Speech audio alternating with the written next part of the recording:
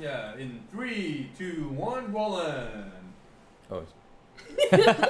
Hi, hey, it's XCJ, and welcome to the live stream. It's been a while, guys, and today's live stream will be educational, as always, but with a little bit of K-pop and a lot of other pop, sprinkled in. We have a very, very special guest today. We have, I don't even know what to call you. What are your titles? Oh, well, Chenny, 선생님 Chenny, and Chantel Nicole is the main one. But yes, here I am to help you teach and also talk about K-pop and also English and all the other things that you mentioned. Yeah. Okay, so before I get into who she is, because she has so many titles, let me just show you a clip, and then I think it'll speak for itself, and even the title of the song, right? Okay, so I'm gonna go. That's yeah. That's me. Here she is. When I was blonde. So, this was a K-pop demo. Yeah. I used to. I was a mentee for a SM songwriter, and we wrote this song. And long story short, I was like, "Can I keep it?" She was like, "Yeah, sure." So I kept it and I released it, and a Korean woman actually choreographed it. So yeah, a lot of just K-pop, everything is like definitely in this video. Mm-hmm. And it's inspired by anime too, so I'm a bit of a nerd. We have that in common. Yeah, so actually, I showed my mom this video because Get out. and then she was like, "You're really shooting with this person?" I was like, "Yeah." She's like, "But why would she do that?" We don't know. We'll find out. But so I ran into Chenny in the K lifestyle event at the American Dream Mall, which you guys definitely checked out the vlog, right? Already? Yeah, hopefully. So when I saw her, she had a Korean necklace on, right? Written in the Korean alphabet, right? It said Chenny. Mm-hmm. And as soon as I said I'm more comfortable in English, we started chatting a little bit more. And she's not only a K-pop influencer, a pop influencer, musical artist, show host. Yeah. I think I'm missing something. No, right? Okay.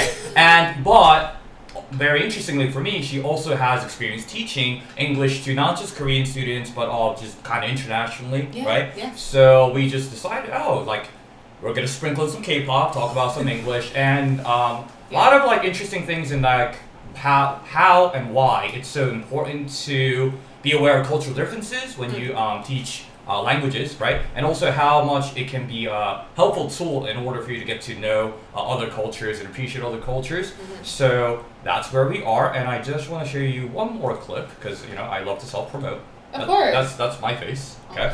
And this is when me and Chenny met. Oh, look at that. Oh, that's her. Yeah.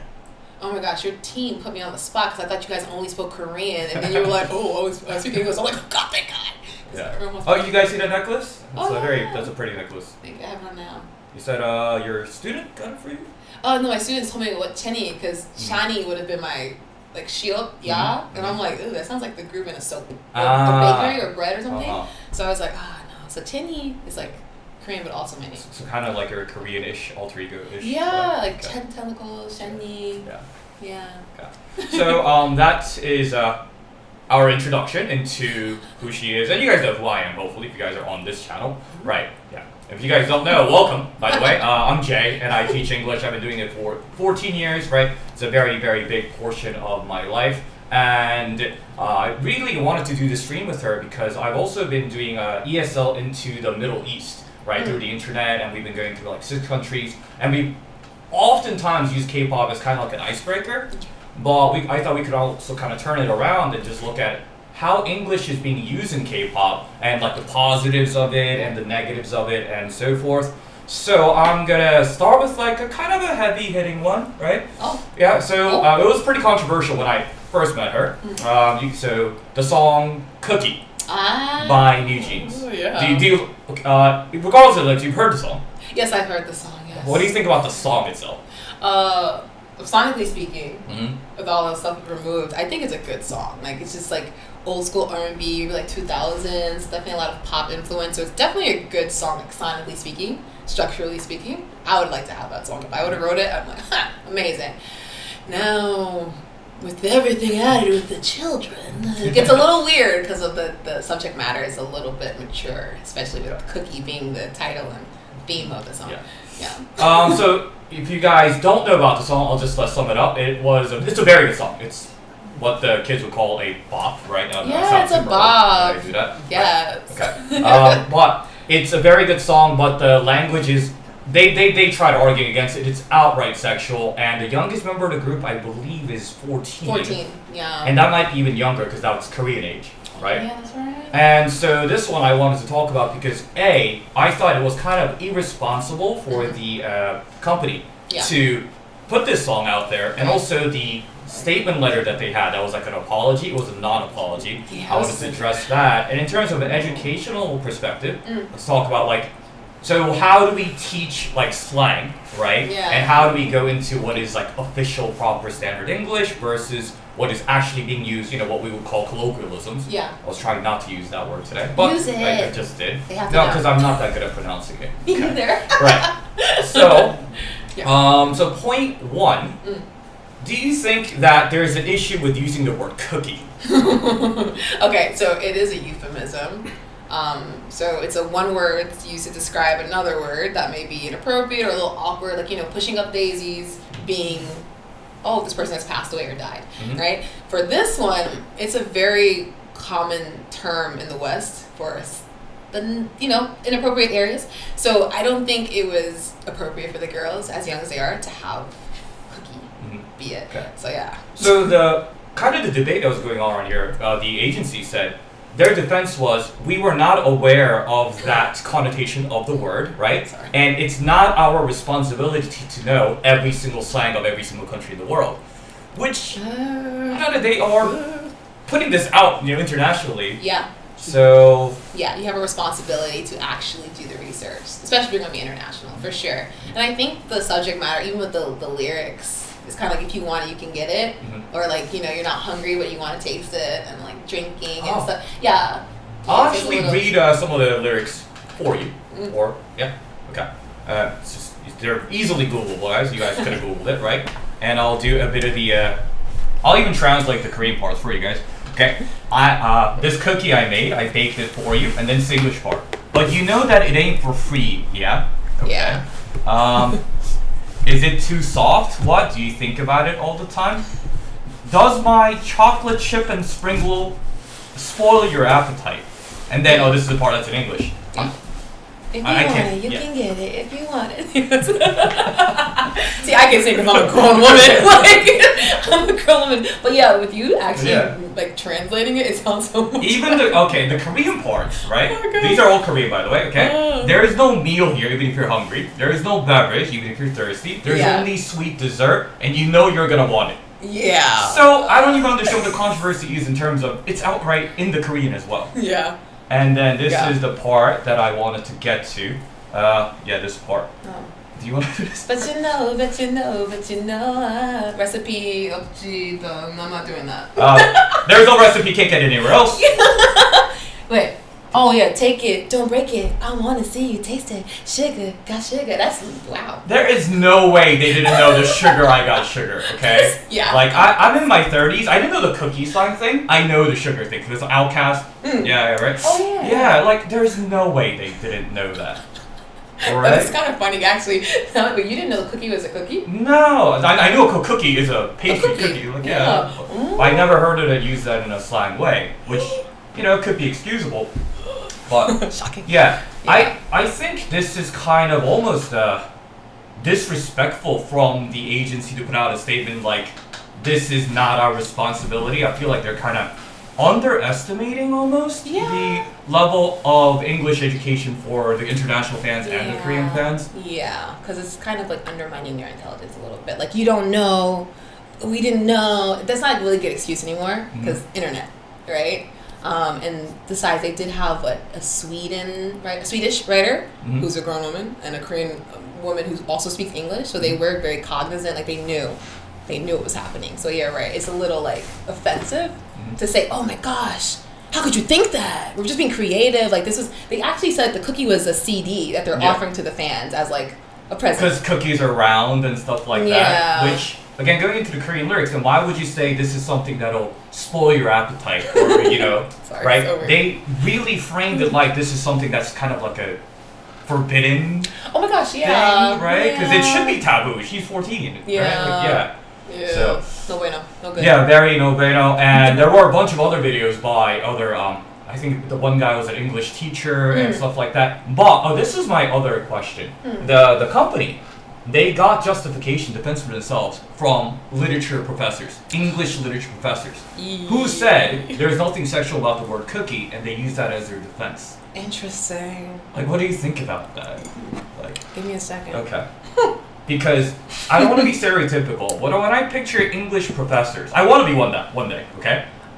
I don't think they're the most up-to-date people on slang in pop or hip-hop or K-pop or any pop. No. Right? Hang on, sipping my tea here. Right? So... Yeah, no, honestly, if you didn't know, then that's ignorance. But people our age typically know, especially like people from where I'm from, like that's a slang to say, like a cookie, or I'm not going to say anything else, but like there's a lot of slangs, you know? Or even when you say head, you say dome. And people are like, what the heck is a dome? It's your head. Yeah. Like, you know, straight for your dome, like, that's Blackpink. It's straight for your head, like, you know what I'm saying? But cookie is a very sweet way of saying that thing. Yeah. That thing. Right. You know? So.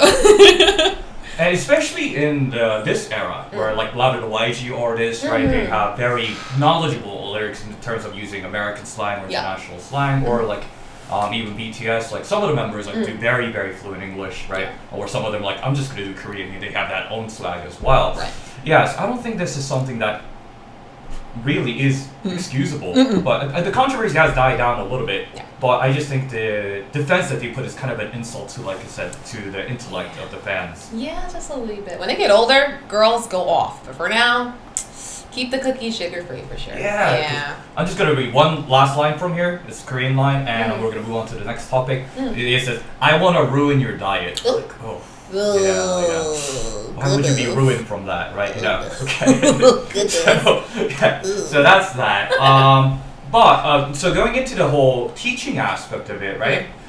Were there any like slang that you were kind of like having difficulty teaching, or did your students have like interest in learning slang? I remember when I was 10, right? And this happens, I'm sure a lot of immigrant families have this, right? There was this song, I forgot who the artist was, but the chorus just went, turn me on, turn me on. Oh, turn me on. Yeah. And then my mom just kept singing along with it. And I was like, Ma, you can't do that. She's like, why not? But I was 12, I don't want to have that talk with her. Give her the talk about yeah, so I was just like, I'm sorry, Ma, I was just mean. I was like, because you're terrible at singing. But I know I should not have done that, because, But, you know, I was not ready to have the conversation. Right, that's all I was like 12. But do you have any, like, stories? Oh, yeah. Okay, so that they do want to learn slang, but they either heard it like in a song or maybe in a movie they wanted to know something. I had just like random moments of like, oh wait. So I heard "Gone Finna Catch Me" like in, I think it was Blackpink song, As If It Was Your Last. They say "Gone Finna Catch Me." So finna is like a very southern way of saying I'm about to do something. Like I'm finna go get a cup of coffee. Like I'm finna go do a show with Jay. I'm finna. Yeah, you know, it's very much for my community, right? So when you say gone, like I'm gonna, or like gone, do something, she's like gone finna catch me. So essentially she was saying I'm about to catch me. And it's just very awkward. So certain times I have students ask me like, oh wait, what does that mean, teacher? Or when they said this, and there's another song called like 11 by IVE. She goes, what do they mean by you make me feel like an 11? I'm like, oh, we have more than a 10, like, you know, ship jump, you know, like 2 p.m. And I said, okay, so what's a number above 10? It's 11. So I was saying like the guy makes her feel so much more special than just a 10, you know? So sometimes moments like that, but nothing too crazy where I was like, oh my gosh, I can't like convince them like this word means something. Like not a lot of hip hop slang they ask me about. You know, dime a dozen, things like that. But you wouldn't hear those in K-pop songs as much as you would hear like in regular conversation. But yeah, the finna thing was definitely something. Or shoddy. Back in the day, SM artists used to say shoddy all the time. And I had students ask, what's a shoddy? What's a shoddy? And I'm like, it's a very southern and old term. No, it's either baby or like... Shoddy? I hear from like Nelly songs? Exactly, like, 2000s. That's that era, right? Yeah. So it's just like...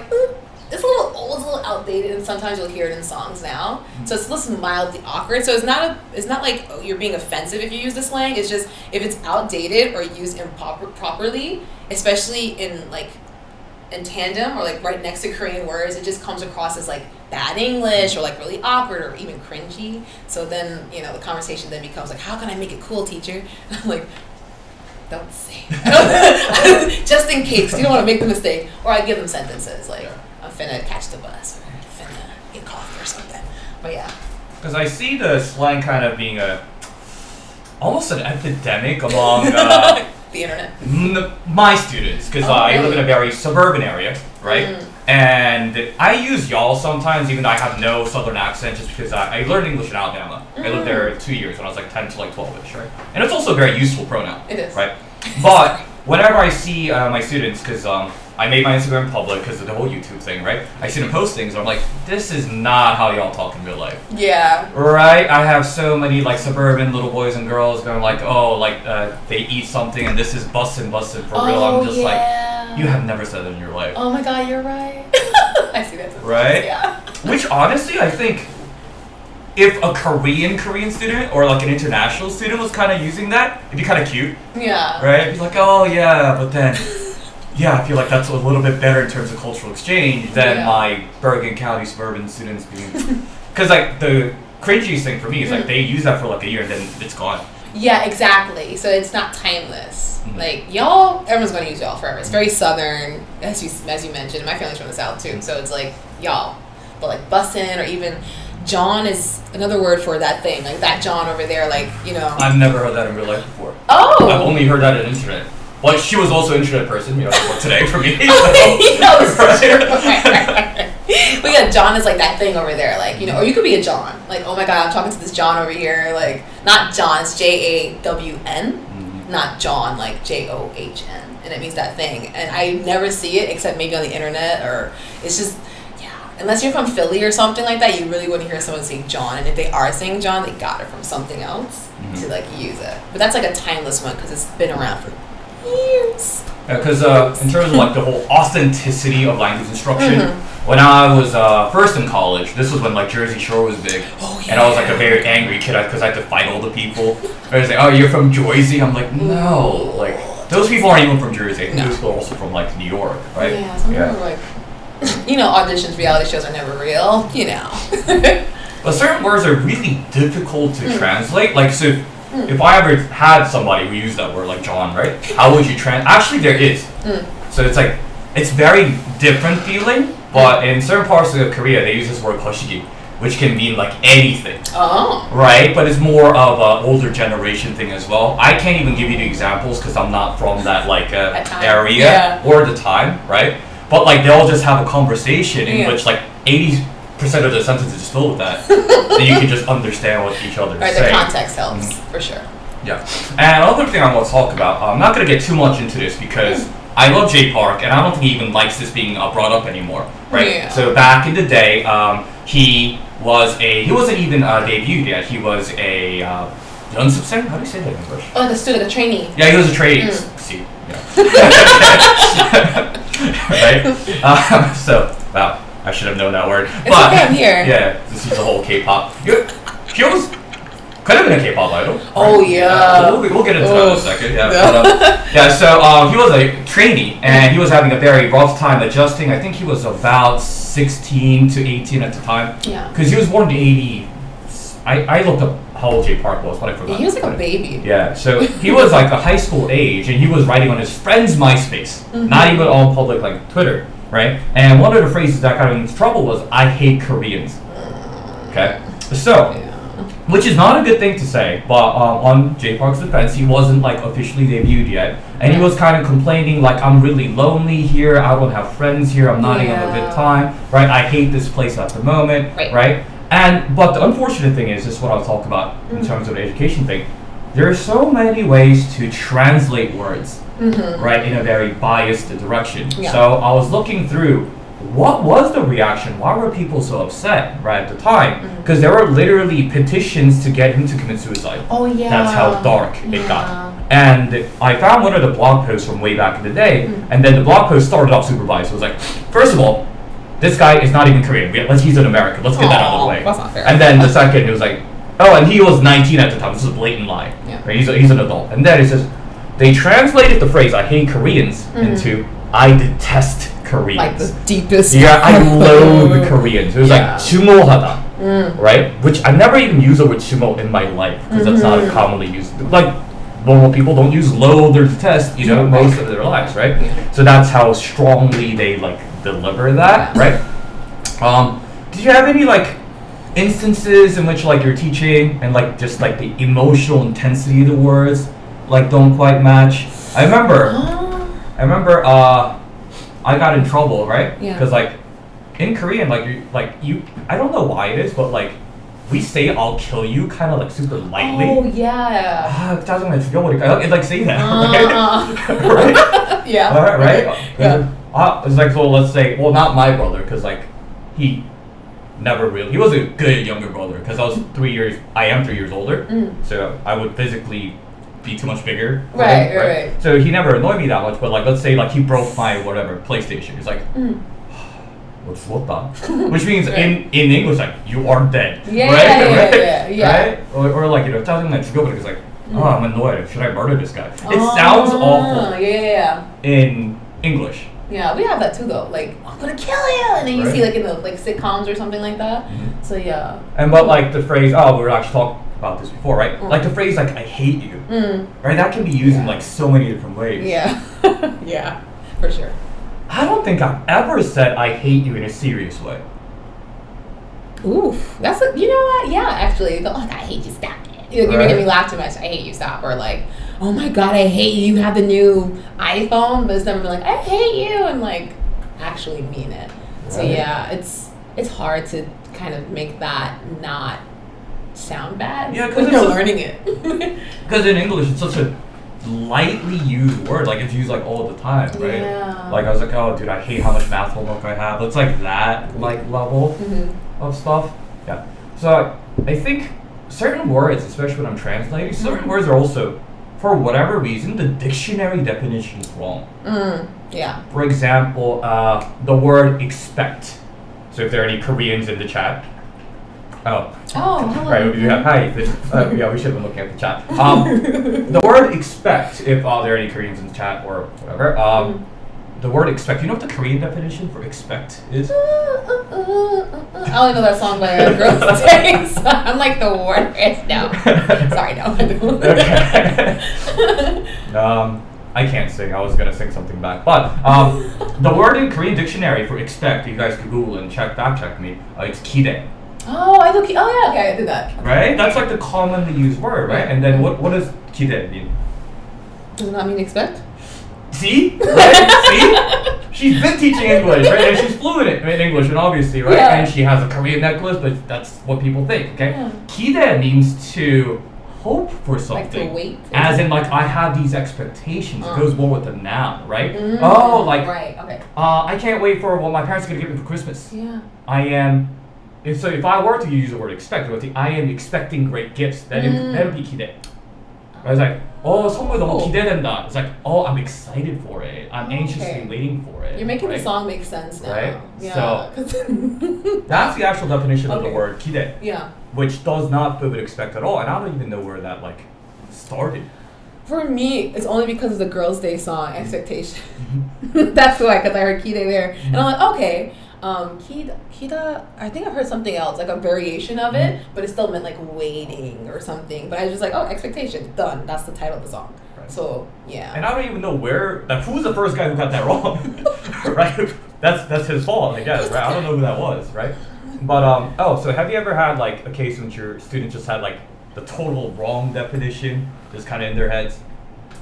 Like I had a student, he thought, and this was very confusing to me, he was like in high school age, and this was back in 2013-ish, right? I was trying to, the word was wicked.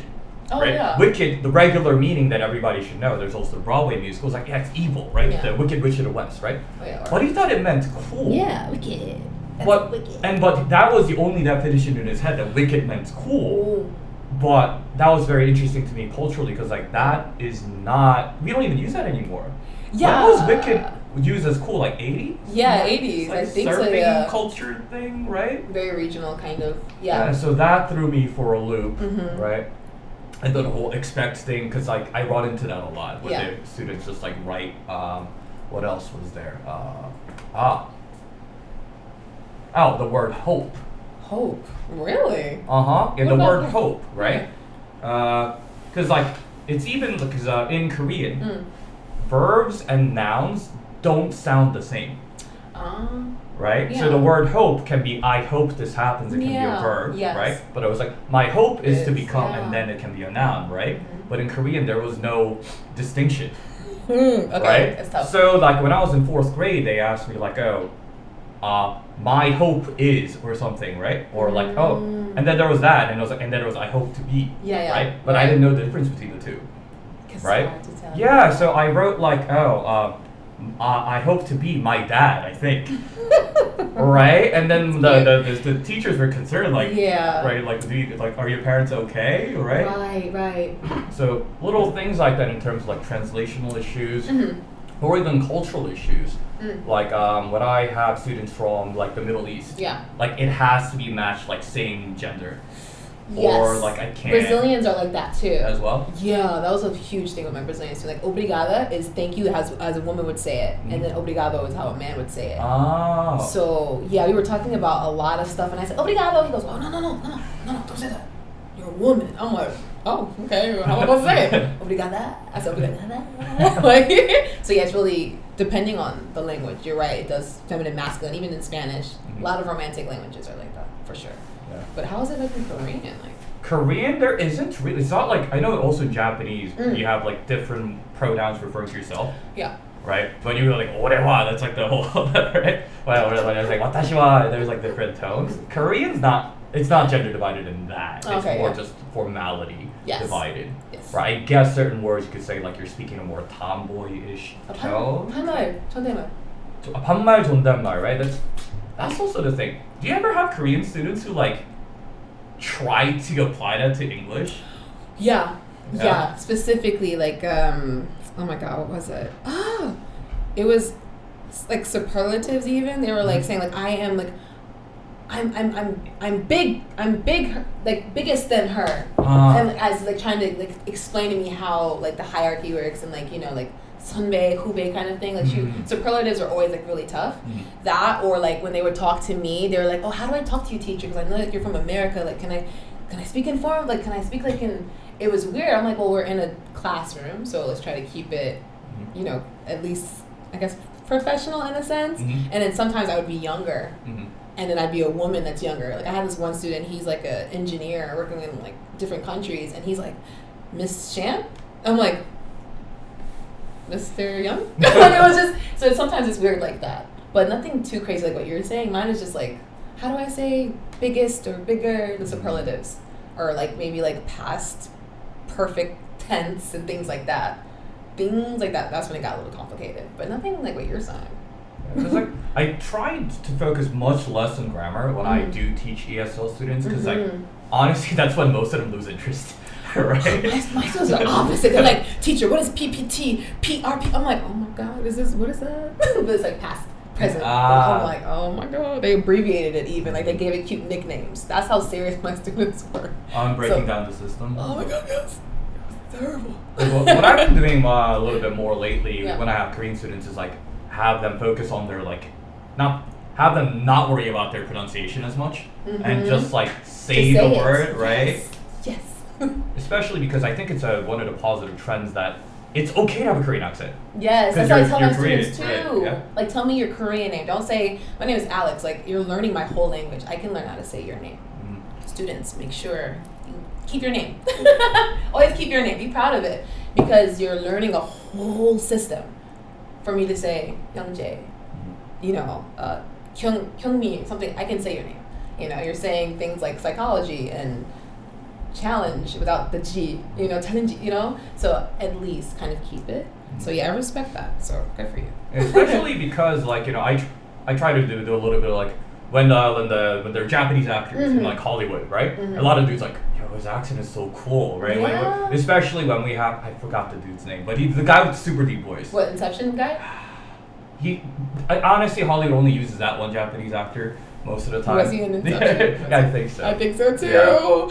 Yeah, he was also in The Last Samurai. Yeah. Yep, I know what you're talking about. Yeah. Older, because he talks like Yeah. very low voice. Yeah, and then I love it. It's just great. it come from diaphragm, like that. So type you of can voice. do that. I cannot. I'm gonna just keep the low tone.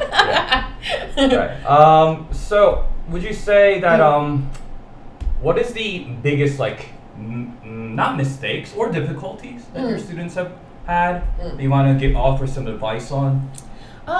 Yeah, I think what I've noticed with a lot of my students, like no matter what the age is, like the 받침 or whatever like pseudo kind of 받침 in English, like th or like ge, it would be like bass. I'm going to take a bass, or like this was a challenge for me. So I'd always have to say like, teacher yes. moment. Yes, teacher moment. Yes. So I would always tell my students, I'm like, jeep, like take the jeep out. So I would say like, hang on. I'm like, G, like challenge G. I'll write the whole word out for them, like challenge, and I go G, and I say pronounce that challenge G, and I'm like, 없어, take it out, challenge, you know, yeah. So they'll say the whole thing, I'll get there, I'm like, it doesn't sound right, does it? They say, oh no, or even bath. I'll say something like, instead of saying bath, they'll say bass. I don't know how to spell baths, but I'll say, how would you pronounce the TH? And I'll say like snake. Think about a snake. Snake처럼. You know? So bath. They go bath. I'm like, I don't care if you feel stupid. Do it. Bath. We'll do it together. Bath. So that was my thing, like the ending of the words, or even like psychology. They're like, there's a P there, teacher. Or like there's a K. Things like that. And then a lot of the switching of like verbs and subject. Like Korean's tough. Me learning Korean, I was like, I have to put the verb in the beginning and then the noun at the end. And then in English, it's like, Sam went to the store. In Korean, it's like, Sam store went. And I'm like, 쌤이 가게 갔다. Yeah, so I was like, see? Like, I understand you speaking it, but I couldn't have done what you just did. Like, but my students, I would tell them all the time, like, don't stress about, like, getting it absolutely perfect, because they will want, like, I want to fix my accent, I feel like I'm saying it wrong. Like, say it wrong, but like make sure you're not saying challenging, because in certain words like that I didn't understand, like you know, I had to cross the bridgey, and I'm like bridgey. Oh, that does sound like a different word. Yeah, or challenging. I'm like challenging. I'm so sorry, please give me a second. Like, oh, my accent. I'm like, it's not your accent, you just didn't know, because the way it looks to them, like phonetically speaking, that E has the long E sound, you know, like seek or something. You know, so that was the biggest thing for sure. That's a much harder job that she has to do. Because I mostly teach SATs, ACTs, you know, in English the whole time, right, to high schoolers. Yeah. Because the United States military / the government, they classify languages in terms of how difficult is it to learn, right? And in Korea, it's, I think, it's in the hardest category. Like, it's gonna take the longest time because they have zero overlap in linguistic history, like, at all. So. Yeah, so like even sometimes my mom is like, oh, do you have time? I'm like, right? So even though I teach English, my mom gets English lessons like from some lady in Britain. Because like she has more specialization into the whole cross language. Yeah, the tutoring is tough because they'll know something and they'll know so much of something and then expect you to break it down. So yeah, that's the challenge for sure. Yeah, but I think it's also much more prevalent these days because of like the online instruction being more common for people to be more connected globally. And you said you had students from like Brazil. Yeah, right? Russia had Japan, Turkey. Yeah, they were quite nice. Everyone's really nice. They were just really determined to learn English. Some of them didn't speak English at all, actually, and that became interesting because I'd have to be a little bit more personal, like how you are, and say, well, what do you like to do? Do you like movies? They say yes, we pick a movie, and I'll pick a scene from the movie, and we'll act it out, or like pretend to read, like, even if we only get 2 sentences, that's 2 sentences that student knows even more now, you know? So it was interesting to say the least, but... Have you ever used K-pop in your English instruction? Oh yeah, this one student, she was very much like into it. So yeah, I did before in the past. Do you? No, but I did find this one song while doing, I don't know, as we kind of try to come to conclusion, while doing research for like today, I was looking up like K-pop lyrics in English and so forth, right? And the song's called Mazel Tov, which, no, I was very impressed by. Like, you know, that's a very, because I grew up in a very Jewish town in Glen Rock. I went to 13 bar mitzvahs. So I was like, oh, I feel like a little bit of my culture. That's not my culture. It's being appreciated here. Yeah, right? I know what you mean. It was like nice to see that, right? So I'm just gonna. Actually, I know this song, actually. You know this song, yeah, because I got into K-pop around the time of just random titled English K-pop songs, like there's a song called Message, but they actually pronounce it as messagey, like purposely. Yeah. So yeah, I came around that time. I think I'm just gonna in the eyeliner. Put a song on, right? And no, I kind of got the idea because okay, because there were comments in the English comments like, oh, I was actually in Korea. I was like, I was taking exams, right? And I forgot to order the days of the week. And I just remembered this song. Oh my gosh, yeah. Right? And then it helped me with, like, you know. So I was like, oh, maybe little things like that, especially when you're learning more. Right? When you're kind of in the beginning stages and you're trying to memorize things, even, like, this might not be a bad approach. Right?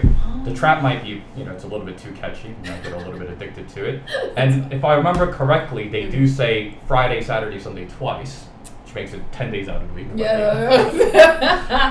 That is so funny, actually. Yeah, this was like, I actually looked this up. I looked up the history behind this because this song has the lyrics of like, it starts off with like, Ayo, shut it down, love. Yeah. It shut it down, blind. It shut it down, passion. Right? Yeah. And then this part. Yeah. Latin girl, Mexican girl, Korean girl, Japan girl, not even Japanese. Yeah, Right? Girl, love And then we have the days of the week, and we have Mazel Tov, right? Yes. So I actually saw the interview with the original composer. He's just like, I apologize. Right. Was he Korean or European? Yeah, he was Korean. Oh, but, shoot. yeah. Okay. Wow. What a choice of words. But he said he wanted to have everybody like himneva, you know, like everybody, you know, cheer up, you know. That was his, and then his stream of consciousness just went all over. Sorry. Yeah. So I don't even think this is an issue with the English, because like the Korean lyrics are around the similar level. Yeah. Okay.